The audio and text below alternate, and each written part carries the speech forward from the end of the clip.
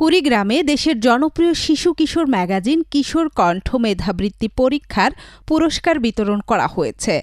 আজ কিশোর কণ্ঠ ফাউন্ডেশন কুড়িগ্রাম জেলার উদ্যোগে সকাল 10টায় পৌর টাউন হল মার্কেটের দ্বিতীয় তলায় পরীক্ষায় উত্তীর্ণ শিক্ষার্থীদের মাঝে পুরস্কার ও বৃত্তি প্রদান করা হয়। এতে শিক্ষার্থী, অভিভাবক, শিক্ষক ও বিভিন্ন শ্রেণী পেশার বিশিষ্ট ব্যক্তিবর্গ উপস্থিত ছিলেন। অনুষ্ঠানে প্রধান অতিথি হিসেবে বক্তব্য রাখেন কিশোর কণ্ঠ ফাউন্ডেশনের কেন্দ্রীয় উপদেষ্টা মোহাম্মদ রেজাউল করিম শাকিল। এখানে যারা কিশোর কণ্ঠের বৃত্তি পেয়েছো, একজন ভাই এবং বোনও এখান থেকে চলে যাবা।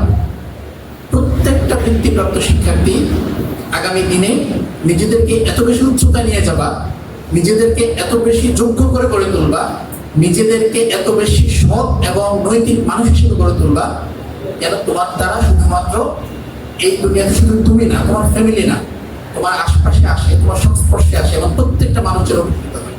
তোমার দ্বারা এই সোসাইটি যেন গভীরভাবে উপকৃত হয়।